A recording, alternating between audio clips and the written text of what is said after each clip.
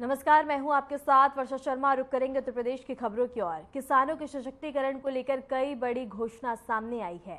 प्रधानमंत्री नरेंद्र मोदी की अध्यक्षता में केंद्रीय मंत्रिमंडल ने प्रधानमंत्री धन धान्य कृषि योजना को मंजूरी दे दी है।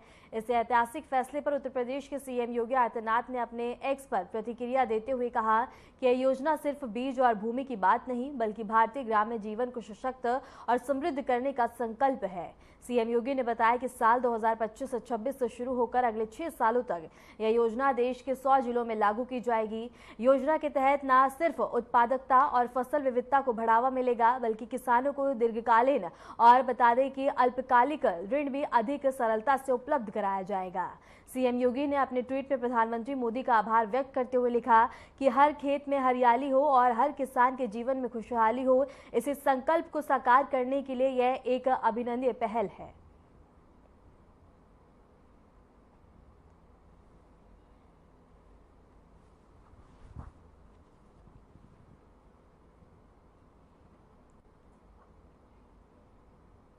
इसके साथ ही प्रधानमंत्री धन धान्य कृषि योजना को मंजूरी दे दी गई है। योजना अगले 6 साल में यूपी में लागू होगी, जिससे किसानों को बता दें कि आसान ऋण की सुविधा मिलती हुई नजर आएगी।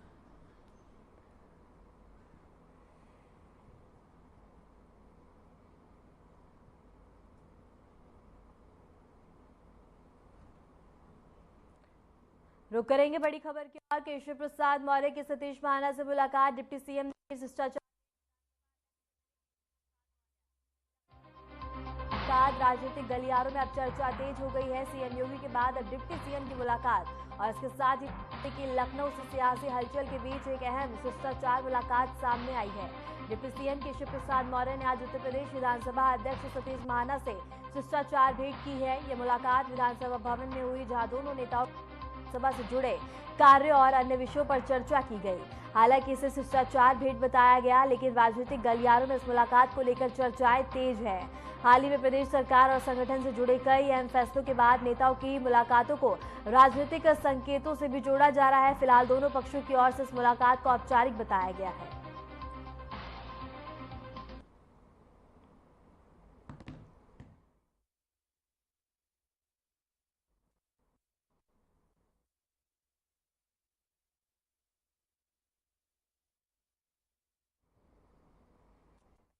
साथ ही बता दें कि डिप्टी सीएम और विधानसभा स्पीकर सतीश महाना से बता दें कि मुलाकात की गई। अब यह मुलाकात राजनीतिक गलियारों में बता दें कि चर्चाओं का विषय बन चुकी है। बता दें कि डिप्टी सीएम केशव प्रसाद मौर्य ने शिष्टाचार भेंट की ही सतीश महाना से ये मुलाकात की गई, जिसके बाद अब काफी ज्यादा चर्चाएं तेज हो गई हैं।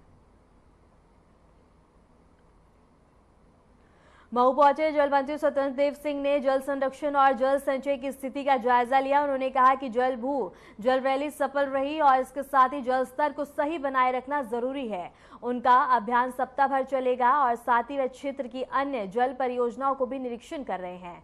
वहीं मऊ सदर विधायक अब्बास अंसारी की सदस्यता रद्द होने के बाद उपचुनाव के सवाल पर मंत्री ने कहा कि उपचुनाव का फैसला चुनाव आयोग करेगा। उन्होंने कहा कि उनकी पार्टी हमेशा चुनाव को लेकर पूरी तैयारी के साथ आगे बढ़ती है।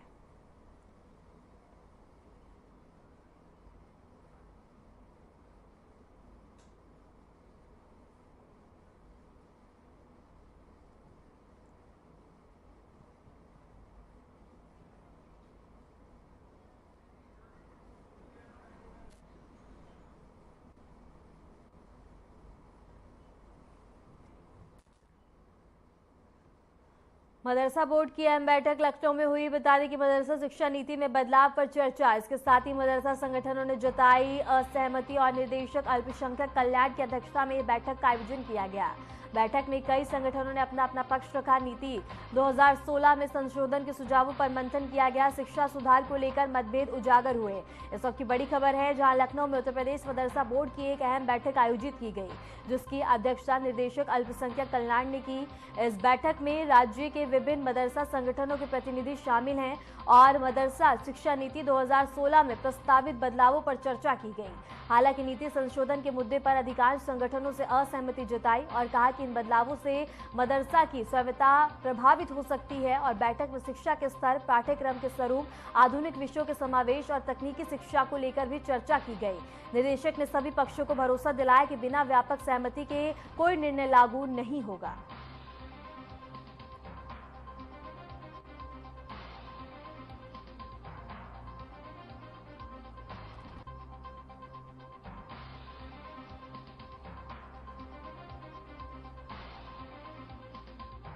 वाराणसी में 18 से 20 जुलाई तक आयोजित होने जा दिवसीय युवा आध्यात्मिक शिखर सम्मेलन को लेकर तैयारियां जोरों पर है। बुधवार को केंद्रीय युवा मामले एवं खेल राज्य मंत्री रक्षा बता दें कि निखिल खड़से ने सम्मेलन स्थल का बता दें कि कनेक्शन सेंटर का निरीक्षण किया। उन्होंने सुरक्षा व्यवस्था, ट्रैफिक कंट्रोल, चिकित्सा सुविधाएं, मीडिया कवरेज, आपात सेवाएं और मेहमानों के आवागमन और ठहराव जैसी व्यवस्थाओं की गहन समीक्षा की और जिला प्रशासन और आयोजकों को चाक चौबंद इंतजाम सुनिश्चित करने के निर्देश दिए। यह सम्मेलन युवाओं को आध्यात्मिक दिशा और भारतीय संस्कृति से जोड़ने की एक बड़ी पहल माना जा रहा है। कार्यक्रम में देश भर से सैकड़ों युवा प्रतिनिधियों, संतों और विचारकों के शामिल होने की संभावना है। वाराणसी प्रशासन इस आयोजन को लेकर पूरी तरह सतर्क है और इसके साथ ही बता दें कि किसी भी तरह की असुविधा ना हो और सम्मेलन सफलतापूर्वक संपन्न हो, इसके लिए तमाम तैयारियां की गई हैं।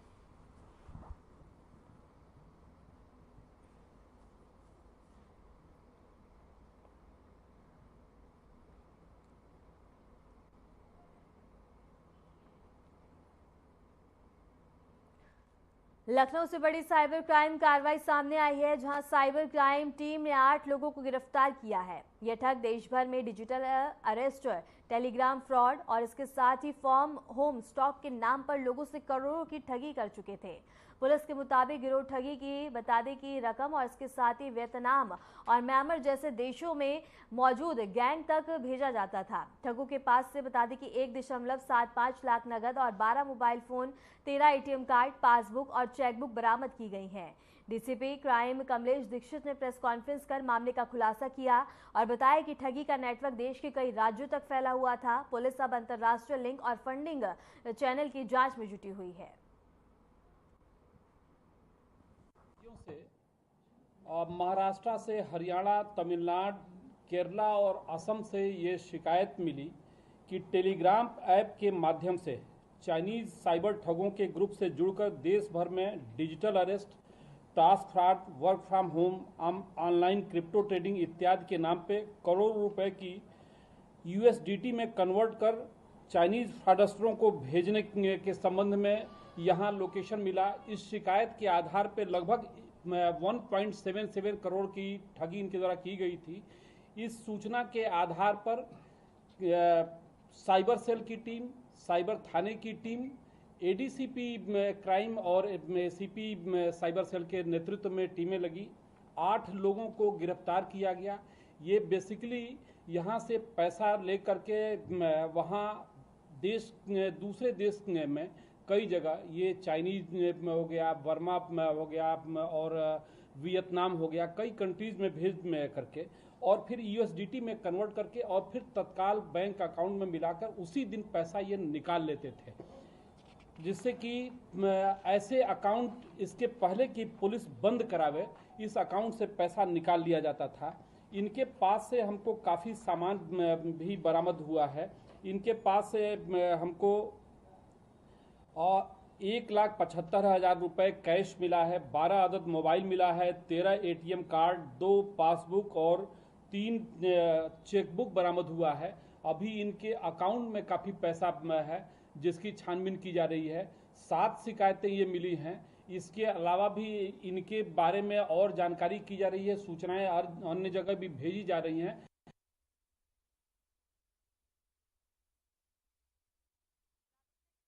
के लिए बने रहे हमारे साथ।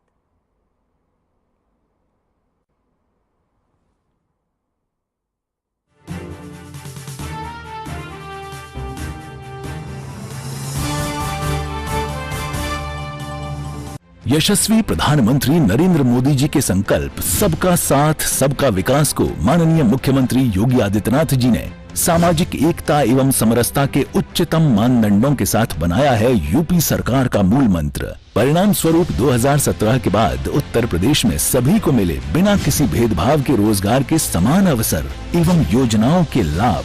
8.5 लाख से अधिक सरकारी और 3,75,000 से अधिक संविदा पर नौकरी पाने वाले जहां निष्पक्ष और पारदर्शी प्रक्रिया के साक्षी बने, वहीं अनुसूचित जाति, जनजाति, पिछड़े एवं निम्न आय वर्ग के अभ्यर्थियों को मिला आरक्षण का संपूर्ण लाभ।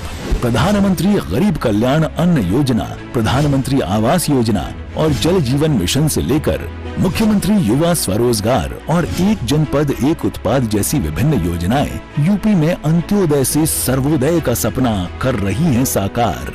काम दमदार, डबल इंजन सरकार।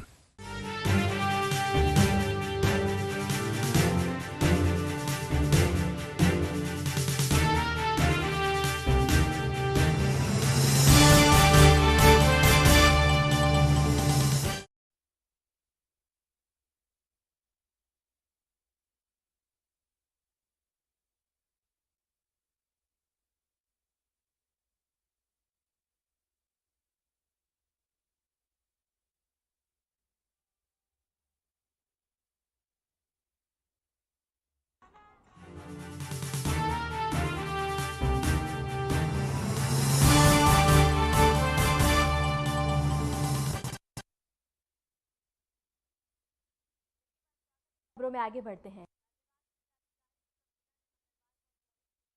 निरीक्षण किया और ट्रैफिक व्यवस्था को लेकर बता दें कि सख्त रुख अपनाया। डीएम ने साउथ साइड जीटी रोड औद्योगिक क्षेत्र का भौतिक निरीक्षण किया और कार्बन और फैक्ट्री के पास पार्क में बता दें कि पानी की निकासी पर गहरी चिंता जताई। उन्होंने एनएचआई कट्स और नालों की स्थिति का मुआयना और इसके साथ ही बता दें कि मौके पर यूपी एसआईडीसी और एनएचआई अधिकारियों को कार्रवाई के निर्देश दिए। जिलाधिकारी ने जाम की समस्या के समाधान के भी निर्देश जारी किए ताकि औद्योगिक गतिविधियां प्रभावित ना हो और नागरिकों को राहत मिल सके।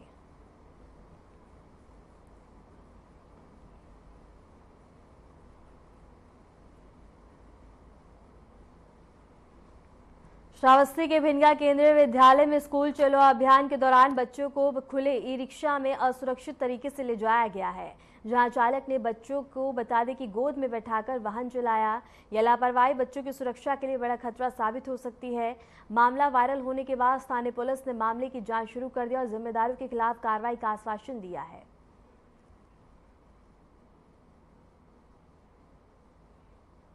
इसके साथ ही बता दें कि श्रावस्ती में स्कूल चलो अभियान के दौरान लापरवाही का मामला सामने आया है। बच्चों को ले जाया गया खुले ई रिक्शा में, जहां वीडियो वायरल होने पर अब कई ज़्यादा सवाल उठते हुए नजर आ रहे हैं। इसके साथ ही बता दें कि जैसे ही मामला सामने आया, पुलिस पूरे मामले की जांच पड़ताल में जुटी हुई है। पूरे मामले में छानबीन की जा रही है।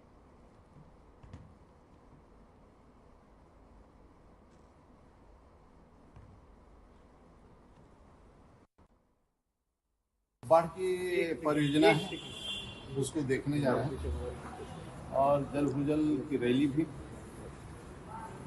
जल संचय, कैच दी रेन, मतलब जल का संचय होना चाहिए और भूजल स्तर को ठीक करना चाहिए। हमारा एक अभियान भी चल रहा है, सप्ताह का रहेगा कार्यक्रम पूरे राज्य के अंदर। और मेन आज बाढ़ की परियोजना को भी देखने के लिए आया हूँ। बारिश तो उतना नहीं, पानी उतना नहीं, बाढ़ नहीं है, लेकिन फिर भी पहले से पूरी तैयारी रहे और ठीक ढंग किसी प्रकार का गांव गरीब किसान को नुकसान हो।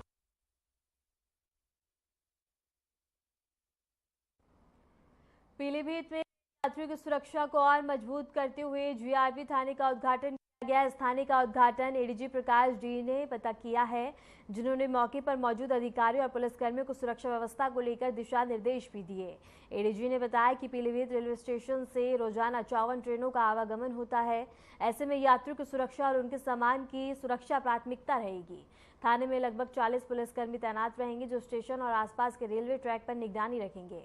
उन्होंने यह भी कहा कि हाल ही में रेलवे ट्रैक पर लकड़ी, सरिया, पत्थर रखने की घटनाएं बढ़ी हैं, जिसने पीलीभीत से भी मामले सामने आए हैं, जिनका जल्द खुलासा किया जाएगा। इस मौके पर पीलीभीत एसपी अभिषेक यादव सहित कई अधिकारी मौके पर मौजूद रहे।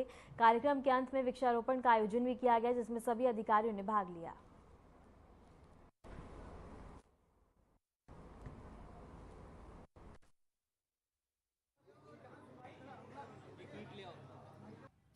आप सबको उत्तर प्रदेश राजकीय रेलवे पुलिस की ओर से मैं इस नवनिर्मित पीलीभीत जीआरपी थाना का भवन में स्वागत करता हूं।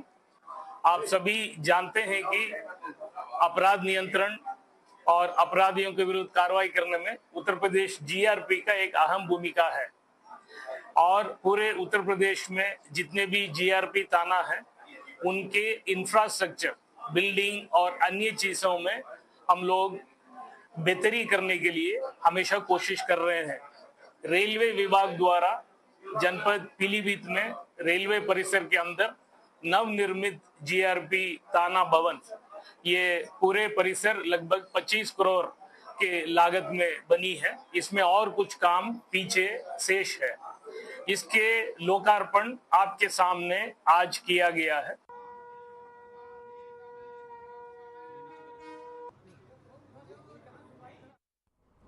फिलहाल रुकते एक छोटे से ब्रेक के लिए, बने रहे हमारे साथ।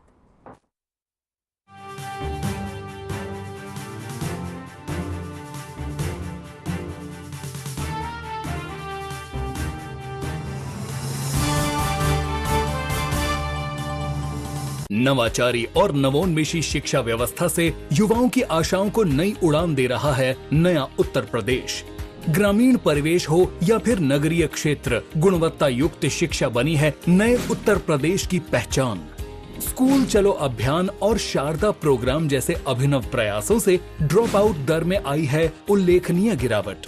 ऑपरेशन कायाकल्प और टैबलेट वितरण जैसे कदमों से डिजिटल शिक्षा को मिले हैं नए आयाम। बेसिक शिक्षा से हायर एजुकेशन तक शिक्षा में उठाए गए अभूतपूर्व कदमों से हुआ है एजुकेशन का ट्रांसफॉर्मेशन। अंत्योदय और बिना किसी भेदभाव के सबको समान शिक्षा का अधिकार बना है युवाओं के उज्जवल भविष्य का आधार। वर्ष 2017 के बाद डबल इंजन सरकार के अभिनव प्रयासों ने नए उत्तर प्रदेश की शिक्षा व्यवस्था में किया है युगांतकारी ट्रांसफॉर्मेशन। समान शिक्षा का अधिकार, डबल इंजन सरकार।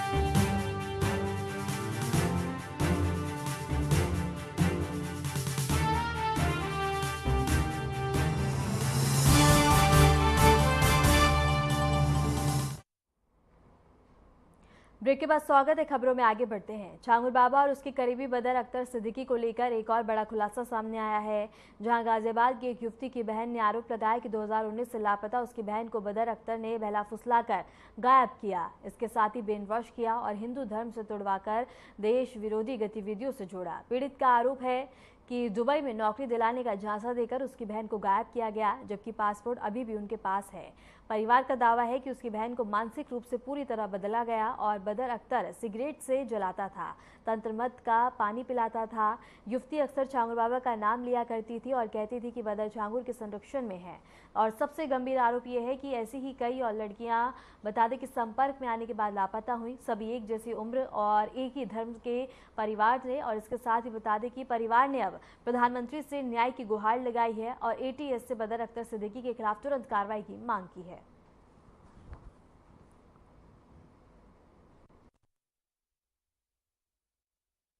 सर, मेरी बहन ट्रैवल एंड टूरिज्म का कोर्स कर रही थी, जिस दौरान इससे बातचीत हुई बदर अख्तर सिद्दीकी नाम के आदमी से। इसने उसको बातचीत करना और इसको गाड़ियों में वो करना, उसको मैनिपुलेट करना चालू कर दिया। फिर उसको धीरे धीरे ऐसी ऐसी लाइफ दिखाने लगा कि जैसे तेरे घर वाले तो तेरे लिए कुछ नहीं करेंगे, जो भी हूँ मैं ही हूँ, मैं तेरी सारी मॉडलिंग करवाऊंगा, जॉब करवाऊंगा। उसको इस तरह से अपनी बातों में वो बहलाने लग गया। फिर उसके बाद एक बार वो घर आई थी मेरी बहन, तो घर में भी अच्छे से उसका बिहेव नहीं था, किसी से ढंग से बात नहीं करती थी, चिड़चिड़ी रहती थी, कुछ भी बोल लो उसको कुछ भी अच्छा लगता ही नहीं था। फिर उसके बाद एक बार वो घर वापस आ गई, चली गई थी, इसमें जो कि बदर अख्तर सिद्दीकी ही लेके गया था। फिर उसने उस टाइम पे ब्रेन वॉश कर दिया। दोबारा जब वो गई तो उसने बताया कि ये इसको कुछ चावल वावल भी देता था पड़वा के। अब को वो पीर बाबा के चावल, वो झांगुर जो भी है ये बाबा, इसके चावल पड़वा के देता था। कभी उसको पानी दे रहा है लाके कि मेरे दोस्त ने दिए हैं, तो इस तरह से वो उसको चीजें भी खिलाने लग गया था। गाजियाबाद के मुरादनगर से कावड़ यात्रा मार्ग पर एक बड़ी लापरवाही सामने आई है, जहां बता दें कि नो एंट्री के बावजूद एक ट्रक चालक ने जबरन एंट्री ली और ट्रैफिक पुलिसकर्मी से हाथापाई तक कर डाली। मामला ट्रक चालक सलमान से जुड़ा है, जिसने ड्यूटी पर तैनात ट्रैफिक सिपाही से न सिर्फ बदसलूकी की बल्कि धक्का मुक्की भी की। पूरा घटनाक्रम कैमरे में कैद हो गया और वीडियो सोशल मीडिया पर तेजी से वायरल हो रहा है। लापरवाही और पुलिस से मारपीट के इस मामले को लेकर स्थानीय लोगों में भी काफी ज्यादा रोष है। पुलिस ने तत्काल कार्रवाई करते हुए ट्रक चालक को हिरासत में लिया और विभिन्न धाराओं में केस दर्ज कर लिया है।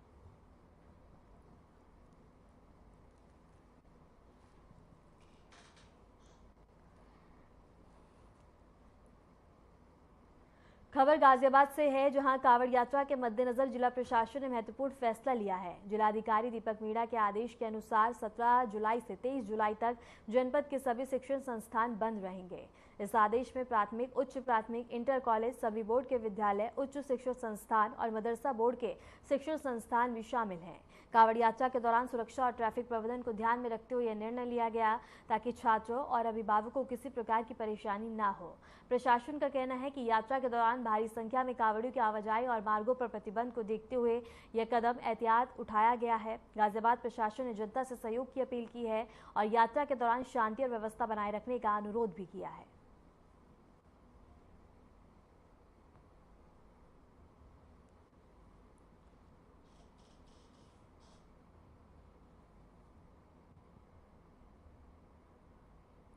सीतापुर के शहर कोतवाली क्षेत्र में विनोद ट्रेडर्स मोबाइल शॉप से करीब 30 लाख रुपए की चोरी ने हर किसी को चौंका दिया है।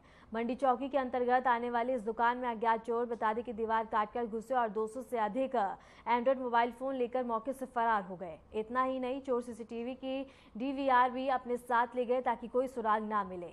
और दुकान पुलिस चौकी से मात्र 500 मीटर की दूरी पर स्थित है, लेकिन पुलिस को भनक तक नहीं लगी। पीड़ित दुकानदार गहरे सदमे में है और शहर में इस घटना को लेकर चर्चा का माहौल बना हुआ है। पुलिस जांच में जुटी है।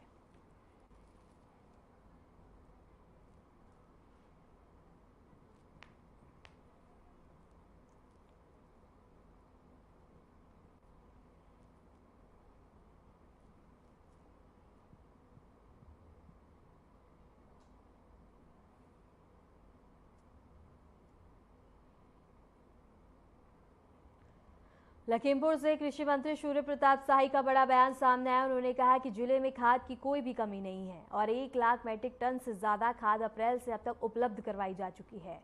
मंत्री ने किसानों से आवश्यक भंडार न करने की अपील की है और चेतावनी दी कि अगर किसी ने अवैध तरीके से जखीरा किया तो कड़ी कार्रवाई की जाएगी। उन्होंने कहा कि एक समय ऐसा था जब लखीमपुर में खाद के लिए लाठीचार्ज तक हुआ करता था, लेकिन अब हालात पूरी तरह बदल चुके हैं। सरकार किसानों को पर्याप्त खाद उपलब्ध करा रही है और किसी को घबराने की जरूरत नहीं है।